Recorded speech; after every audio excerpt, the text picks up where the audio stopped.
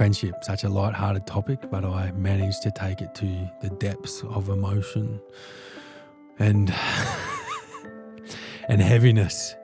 I promise you one day I might be able to talk very light-heartedly about something. We are diving into today's episode, which is friendships in fiction.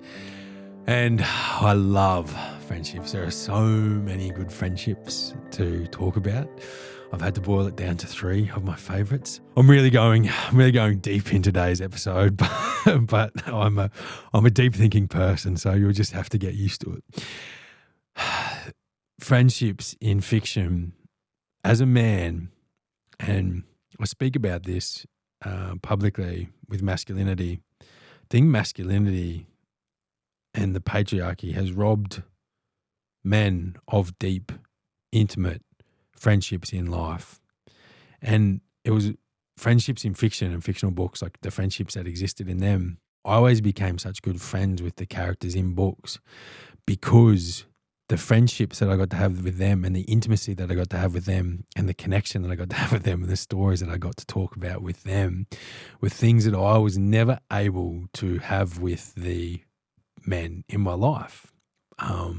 And I personally believe that's because of social conditioning that strips men and robs men of that deep, intimate friendship that I suppose women would experience, and that obviously is free to take place in literature and books. And there were so many great friendships that I saw growing up in books that I wish that I had in my own life.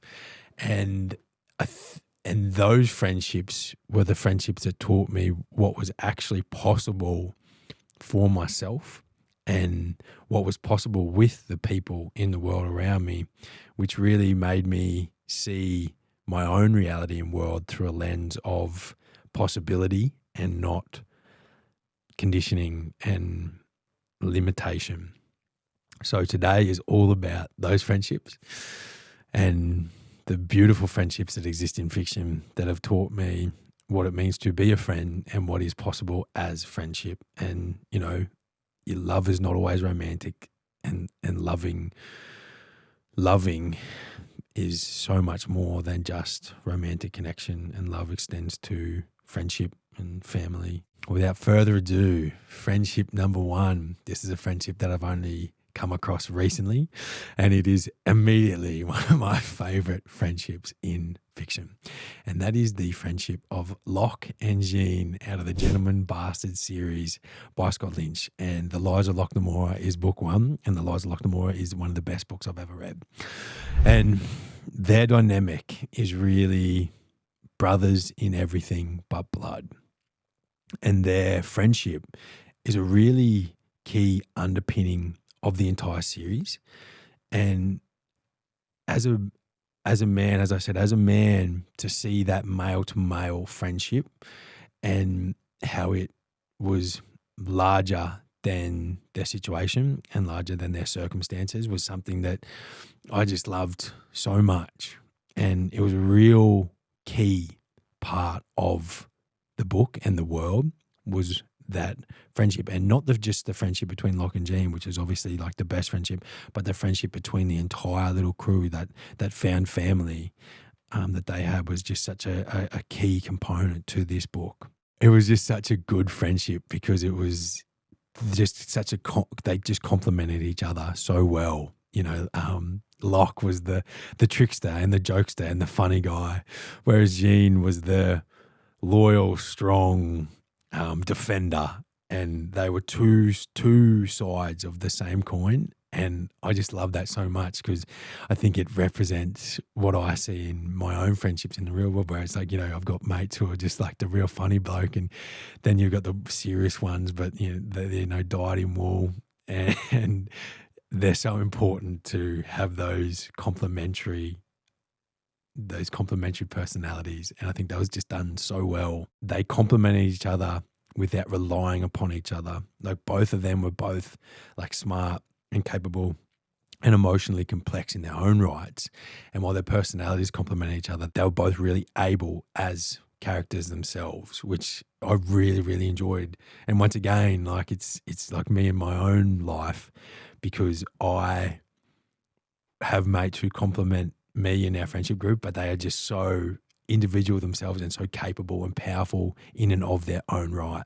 And also what really resonated for me was their trust in each other in a world that was full of deception and a world that was full of lies. And even though they lived in that world and they pulled scams themselves and they lived in a world of such fakeness, the realness between them was so compelling. And once again, like, I just love that because I feel like we live in a world where it is really hard to trust people and it's really hard to depend on people and it's really hard to rely on people.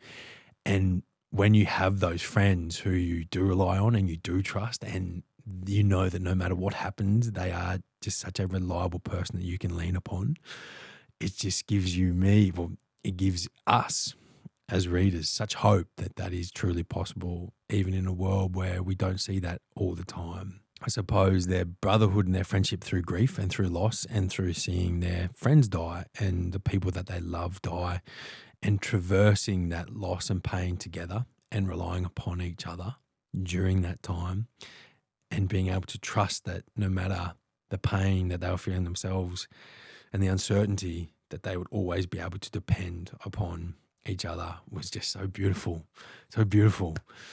and such a healthy friendship. Such a reminder of how powerful friendship is and why it resonated with me so much was it reminded me, and I suppose undermined that common trope or the common narrative that we have in our own world of the lone wolf, this powerful, dangerous lone wolf who can conquer everything on their own. Like, it just undermines that and subverts that narrative, which I think is so important because it's a narrative that is so harmful to men in today's world. And it's, friendship built on loyalty and dedication and reliability, but also humor and joy and shared pain and just shared humanity is just so important. And that's why I love that friendship so much. Let's get on to friendship number 2. This is a friendship that actually challenged me and challenged the way I view friendship. And actually, I'm not even going to say that it's a friendship that I would want in my life, but it was a powerful friendship nonetheless. And it was a friendship that overcame impossible odds. And that is the friendship of Jude and Willem in A Little Life by Hanya Yanagihara. Now, I do, as I said, I do want to preface this with it's not even a friendship that I wholeheartedly agreed with, and it's not a friendship that I even think was that healthy, but it was a friendship that was tested time and time again and proved itself time and time again. And it was truly the whole novel was underpinned on this friendship and this love, which grew from a friendship love into a romantic love that really carried Jude through his tough times. And if you haven't read A Little Life, it may be a bit hard for you to understand this friendship, but Jude was a deeply troubled person and deeply challenged individual who suffered severe trauma. And Willem was his friend first, his lover second, but always his reliable friend through it all. And I suppose this friendship was, because it had that romantic element, it was a study on love in its purest form and how I suppose it can both be salvation and burden at the same time, because I think at many times during this novel, I was so frustrated. I felt that there was a lot of self-abandonment in this friendship, but it was just perseverance that kept showing up, even though I didn't fully agree with it at times. It just kept showing up and kept proving itself over and over again. And Willem became Jude's family. Jude never had a family, and Willem became that family for him. So it was found family, and Jude found safety in Willem. And I think that is what friendship is. Friendship is safety, and friendship is that steadying hand when seas are rough. And they're people that you turn to when you need advice, and they're people that you turn to when you need struggle, that will always be there for you, and not always there to fix everything, but just there to be a safe place to land. And Willem anchored Jude through that book and anchored him to life, obviously, until the very end. I think, without Willem there, Jude really would have, I think Jude's end would have come much sooner. And that's, as someone who struggled with mental health, the friends who I had during that time who showed up for me, like, I have a really deep love for them, because when I couldn't offer them anything, and I felt that there were like so many times during this book when Jude could not offer Willem anything, and Willem stayed and just showed up because he didn't need anything. Like, that really, really touched me and really moved me, because I was that person at times where I had nothing to offer my friends, but they still showed up and they were still there to support me no matter what. But as I said, I think there was self-abandonment and codependence that I don't agree with, and I think is unhealthy, but still important to see through the literature lens. And, that was Willem sacrificing parts of himself to keep Jude safe, and that was Willem self-abandoning his own boundaries to go the extra mile to ensure Jude was looked after and cared for. And I don't think Jude was always appreciative of that. And maybe I struggle so much with that part of it because I probably feel that deeply, because there were times when I didn't feel worthy of help from my friends, and I probably wasn't the most grateful, or I probably didn't show the most thankfulness. Like, I was quite selfish. So I think that really challenged me to see that the same selfishness I know within myself show up in Jude. I think that probably was what frustrated me so much, because it just wanted to shake him and just say, like, look at what people are doing for you, and look at the friendship that you're being shown, and just be thankful for it. And that probably comes from my own internal history and wounding. And that, I suppose, why their bond stays with readers, because it's something that when I spoke about this book publicly, so many people said to me that it was such a beautiful story about friendship. And why that friendship stays with so many people is because I think it's such a different look at friendship, and it has that friendship to romantic part of it, and that's male to male. And it has that sacrificial part and the self-abandoning part. And it is really, even though unhealthy at times, it is a story about friendship never ever giving up. So I think that's why it probably stays with so many readers. Now we get to friendship number 3. This friendship is one that means more to me than I can probably ever begin to express, because this is a friendship that is from my favorite series of all time. It's a friendship that's from my favorite book of all time. And it's a friendship that is not a conventional friendship. And it's 2 characters who I adore. I adore both of these characters, and yet they're always in such opposition to each other, and both are right. And I think that's why I really love this friendship, is that both seek the same goal in different manners. And even though they oppose each other so often, their friendship really shows through during it all, and their friendship actually overcomes in their differences, and their differences in opinion, and their differences in belief. And that's why I love this friendship so much. Not just because it's such a fantastic story that I love the book so much, but because it really shows how different beliefs can tear people apart, but when we all have the same goal and want the same outcome, how friendship can overcome differences in beliefs and opinions. So that is, I haven't even told you what the friendship is so far. It is Arlen Jardir and Arlen Bales from the Demon Cycle series by Peter V. Brett. And this friendship begins in The Pain of Man, which is my favorite book of all time. I just love it so much. And why this friendship begins with these two characters coming from completely separate worlds and meeting in a place of struggle and hardship. And they form this really beautiful bond. And it's just it is such a profound story, a profound friendship, because they are from such different backgrounds with such different belief. They don't even speak the same language, and they find friendship and brotherhood through a common enemy and through a common struggle. And I think that that's where so many friendships, I think that that's where so many true friendships can be found.